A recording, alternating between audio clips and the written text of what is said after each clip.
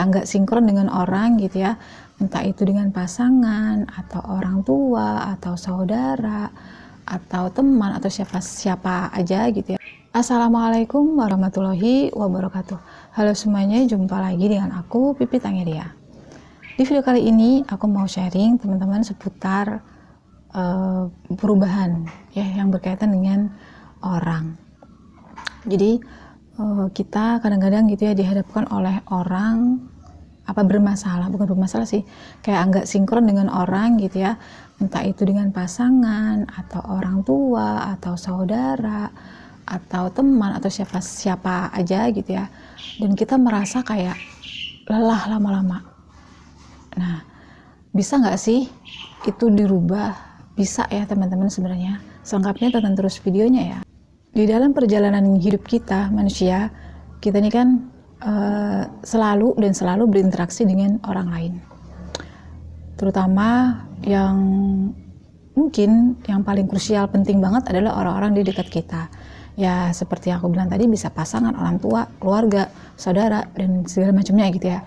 Nah, tapi kadang mereka itu juga tidak sesuai dengan apa yang kita inginkan gitu. Ekspektasi kita tuh jauh gitu ya terhadap orang yang kita harapkan bisa sesuai dengan kehendak kita.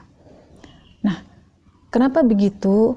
Susah banget nih misal nasihati anak mohon maaf banget ya, anak bisa susah dinasehatin, pasangan kita nggak sinkron dengan kita, orang tua kita sama juga gitu ya, atau saudara. Nah, kenapa bisa seperti itu? Kalau menurut hukum energi gitu ya, karena kita ini kan sebenarnya makhluk energi ya. Fisik kita ini perantara jiwa ya, kendaraan bagi jiwa untuk hidup di dunia kan gitu. Sementara jiwa ini kan ranahnya energi ya, perasaan. Nah, kita bisa tahu kita nggak sinkron dengan orang itu kan dari perasaan ya. Jadi kita bicara energi.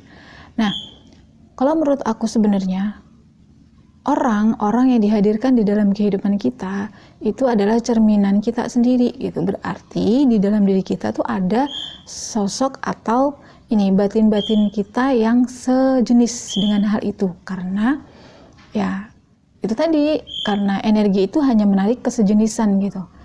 Kalau yang misalnya pasangan kita menjengkelkan, penuh nggak sinkron dengan kita, berarti ada kita sendiri, diri sendiri ini tidak sinkron dengan diri kita, ini tidak sinkron dengan diri sendiri gitu. Nah, jadi kalau kita menyadari hal itu teman-teman ya, oh ya, dia itu cerminan aku, si A, si B, si C, si E, berarti ada karakter orang tersebut di aku gitu, yang mungkin contoh misalnya perempuan laki-laki gitu ya, biasanya cenderung ngomel-ngomel itu kan perempuan tuh ya, laki-laki tuh cenderung diem gitu ya, ngomel-ngomel, tapi yang lakinya diem gitu ya, laki-lakinya diem gitu. Padahal berarti kan kesimpulan kita si cewek ini pemarah ya, ngeluhan gitu, si cowok pendiam. Nah, tapi secara energi itu saling memantul teman-teman. Si cowok ini bukan pendiamnya karena ikhlas diem gitu ya, ikhlas mendengar gitu ya dari ceramah atau amarah perempuan tadi gitu, tapi dia memendam amarah juga tuh, tapi nggak disampaikan, tetap berupa amarah tapi di batin. Jadinya amarah bertemu dengan pemarah. Nah, itu contoh kecilnya. Yang kebanyakan kita kan seperti itu ya, kebanyakan. Kemudian ada ibu dengan orang tua dengan anaknya, susah dinasehatin banget. Nah, kenapa gitu ya? Ya mungkin kita masih penuh dengan ego tadi, marah, gak nerima nih anak seperti ini, jadi kita komplain, terus kita tidak menerima apa adanya diri kita gitu. Nah, fatalnya kadang malah kita nyalahin anak gitu loh. Sebenarnya anak itu kan kalau nggak dari orang tua nggak mungkin ada, berarti kan kalau anaknya salah ya orang tuanya nggak bener juga gitu. Jadi intinya gini, karena energi ini sifatnya sejenis menarik sejenis, maka saat hal tersebut terjadi kita nggak sinkron dengan seseorang, kita ini di teman-teman renungi ke dalam gitu. Misalnya ini yang aku sebut tadi ya, ini orang ngomel-ngomel melulu gitu, ngeluh melulu gitu ya, ternyata aku selama ini punya keluhan yang di dalam, aku punya banyak keluhan batin yang aku pendem terus gitu. Datanglah orang yang ngeluh-ngeluh ke kita gitu ya, atau sakit hati yang dipendam, datanglah orang yang nyakitin kayak gitu. Jadi kita yang harus merubah energi di dalam diri kita dulu gitu, baru nanti apa yang di luar itu akan memancarkan apa yang ada di dalam diri kita, sehingga perlahan ya kondisi di luar itu akan sinkron dengan kita, perubahan diri kita gitu.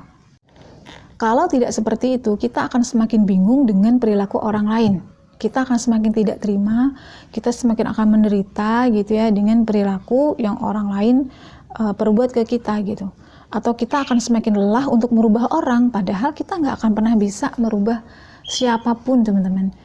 Yang kita bisa merubah ya dengan cara kita merubah diri kita dulu gitu, diri kita sendiri gitu. Baru nanti orang tersebut juga akan berubah dengan perlahan ya, juga akan berubah. Seandainya orang tersebut tidak berubah ya, malah menjauh, berarti energi di dalam diri kita itu masih kurang besar untuk mempengaruhi seseorang supaya bisa berubah. Nah, salah satu caranya bisa teman-teman dawamkan zikir gitu ya, atau riyado istighfar misalnya, atau riyado sholawat gitu ya. Jadi kalau misalnya teman-teman riyado misalnya 1000 kali, dengan tujuan bahwa dari 1 sampai 1000 itu semakin kita fokus ya, fokus. Jadi semakin banyak jumlahnya, batin kita semakin fokus. Itu tujuannya kenapa harus banyak jumlahnya, supaya kita semakin fokus berada pada wilayah atau ranah zikir tersebut, wilayah istighfar misalnya, wilayah sholawat gitu ya. Nah itu fungsinya kenapa banyak gitu ya. Dengan seperti itu otomatis kita juga semakin kita fokus ya, sholawat misalnya ya, semakin kita fokus, semakin energi kita ini mengalami perubahan bentuk ya, menjadi lebih halus, lebih lembut. Jadi energi yang paling rendah itu kan energinya itu kasar gitu ya. Kasar itu kayak amarah, kebencian, dendam, ego, khawatir, cemas, itu kan energinya di bawah, energinya kasar. Nah, dengan zikir tadi kita fokus kepada amalan yang kita lakukan ya, riyadoh yang kita lakukan, nanti energi kita akan berubah bentuk dengan sendirinya, dan itu harus sering. Makanya riyadoh itu didawamkan secara rutin, prakteknya secara rutin. Nah itu gunanya adalah merubah energi yang di dalam diri kita, sehingga semakin besar power energi lembutnya, energi yang energi damainya, energi ketenangannya itu akan semakin luas juga memancarnya, semakin kuat juga memancarnya ke sekitar kita. Nah itulah yang akan mempengaruhi seseorang. Contohnya aja gini ya, pada saat kita itu misalnya nih kita marah-marah gitu ya, meledak-ledak nih di dalam hati kita, terus datang si A, tiba-tiba aja kita kayak redam gitu, nggak jadi marah, kayak udah kayak lemah gitu ya, nggak jadi mengeluarkan amarahnya kepada orang tersebut. Nah itu pertanda bahwa energi orang itu besar, itu mempengaruhi kita, sehingga kita nggak jadi marah-marah. Nah hal itu sebenarnya mencerminkan bahwa pengaruh energi itu luar biasa untuk merubah seseorang. Semakin kita rutin ya, riyadohnya continue. Riyadoh itu nggak cuma sekedar misalnya baca sholawat, baca istighfar, tapi merenung ke dalam juga gitu, membersihkan ego-ego di dalam, misalnya dengan meditasi, mungkin teman-teman bisa dengan sholat gitu ya, sampai mendapatkan situasi yang damai, hening, tenang di sana. Baru kita berdoa, ya Allah misalnya mudah-mudahan berilah hidayah sama si A, semoga dia bisa menjadi lebih baik. Nah sebenarnya bukan terus orang itu berubah bukan karena orang itu, karena kita gitu, karena kita juga energi kita yang termuat ya di dalam doa itu yang memancar gitu, sehingga mempengaruhi ya orang tersebut untuk juga bisa berubah. Tapi itu tadi teman-teman, semua butuh proses, nggak bisa instan, karena energi ini kan sifatnya ranah rasa itu kalau mau konsisten enak misalnya kan harus konsisten juga kita berlatihnya gitu, riadohnya gitu ya. Nah, kenapa harus riadoh gitu? Karena kan riadoh diulang-ulang ya. Sesuatu yang diulang-ulang itu akan menjadi masuk ke pikiran bawah sadar, akan menjadi habit, kebiasaan, dan kebiasaan itu yang akan menjadi karakter kita. Jadi kalau dulu gitu ya, dulu aku juga bukan berarti aku nih ngomong kayak gini gitu ya, aku terus ahli gitu ya untuk merubah orang, tidak juga gitu. Aku juga masih belajar juga gitu, tapi ternyata pada saat dipraktekkan bener gitu ya, oh ya kok dia lemah lembut ya jadinya gitu, oh ternyata aku sudah bisa menerima semua kondisi itu ya, bisa lapang hatiku gitu ya, bisa semakin menerima sesuatu itu apa adanya, berubahlah energiku dan orang lebih peka, lebih peduli gitu ya dengan aku. Dan itu aku rasakan memang tidak langsung teman-teman. Dan setelah itu berubah pun kita harus butuh istiqomah lagi, terus istiqomah gitu. Jangan sudah berubah tuh orang itu sama aku, terus kita berhenti gitu. Kalau dia udah berubah ya nanti akan berubah lagi orang itu gitu. Jadi sesuatu memang harus istiqomah supaya kita mendapatkan hasil yang juga perbaikan kita ya, diri kita ini semakin baik ya, orang di sekeliling kita juga akan semakin baik dengan kita. Sebenarnya segala sesuatu itu pantulan dari diri kita gitu. Allah ngajarin kita ya, Tuhan kita ngajarin kita itu dari sesuatu yang di sekeliling kita, baik orang ataupun kondisi.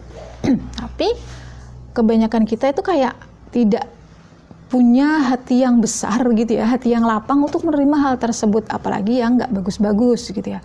Masa aku pemarah? Enggak, aku sabar kok.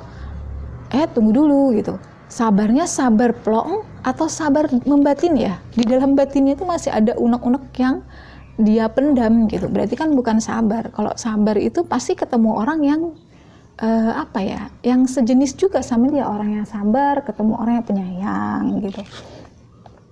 Kalau masih ada unek-unek di dalam batin kita, berarti kan ada amarah yang terpendam. Ya akan datang orang yang pemarah gitu. Nah, anak yang susah dinasihati, berarti kita di dalam diri kita kemungkinan besar ada kekurangan cinta teman-teman, nggak full cinta gitu. Kita tidak mencintai diri sendiri dengan utuh, kita kekurangan cinta gitu ya, sehingga susah banget nasihati orang gitu, susah banget, apalagi anaknya mohon maaf bangetnya misalnya bandel gitu, nggak mau dinasihatin. Di dalam diri kita ini masih kekurangan cinta, sehingga getaran yang dari ucapan yang kita ucapkan itu tidak mengandung unsur energi cinta ke anak tersebut. Nah ini banyak case-nya ya kalau antara orang tua dan anak gitu. Padahal tanpa disadari orang tua tersebut sebenarnya minim banget dengan cinta di dalam dirinya gitu. Ya refleksi dari dalam diri dia, cerminnya keluar gitu. Biasanya yang terjadi seperti itu. Terus bagaimana gitu ya, kita harus penuh cinta dulu gitu. Kita harus penuh penerimaan terhadap apa yang terjadi ya, terhadap orang lain kita juga terima apa adanya, kita penuh toleransi, bijaksana gitu ya, tidak menentang, tidak menolak. Itulah salah satu mencintai kita, mencintai diri itu cirinya apa? Kita tidak lagi tersakiti atau gak enak terhadap sesuatu yang terjadi di luar, karena kita bisa membentengi bahwa aku berhak dicintai gitu, aku berhak bahagia. Siapa yang akan mencintai kita kalau nggak dari kita sendiri gitu. Kita sendiri harus full cinta gitu ya, baru kita bisa tuh memperlakukan orang juga dengan cinta. Orang juga bisa merasakan gitu getaran cinta itu, termasuk kepada misalnya anak kita gitu ya. Memang semua itu butuh latihan teman-teman ya, dimulai dengan riadoh atau amalan yang teman-teman lakukan, mulai sholat juga bisa gitu ya. Dan itu harus dilakukan secara kontinu terus menerus, gunanya memperbaiki diri kita gitu. Kan kita ini innalillahi wa inna ilaihi raji'un. Semakin panjang perjalanan kita, semakin kita mendekati pulang gitu. Nah, apa bekal kita pulang? Yaitu menjadi lebih baik. Jadi perjalanan ini adalah perjalanan untuk kita menanam kebaikan gitu. Yang nggak baik-baik ya anggap aja itu keburukan kita yang datang, ya kan. Kemudian tanamlah kebaikan lagi supaya menyelesaikan keburukan yang ada gitu ya, menyelesaikan penderitaan yang ada, dan kita bisa melangkah dan mendapatkan kebaikan di kemudian harinya. Kan seperti itu. Jadi jangan sibuk untuk berusaha merubah orang lain, karena itu tidak akan pernah bisa. Akan bisa terjadi perubahan itu kalau kita merubah diri kita sendiri. Maka siapapun atau apapun akan berubah seiring perubahan dari yang terjadi dalam diri kita. Baik, itu aja dulu sharing dari video aku kali ini. Semoga teman-teman semuanya sehat-sehat selalu, dan sampai jumpa lagi insyaallah di video-video aku berikutnya. Wassalamualaikum warahmatullahi wabarakatuh. Bye bye.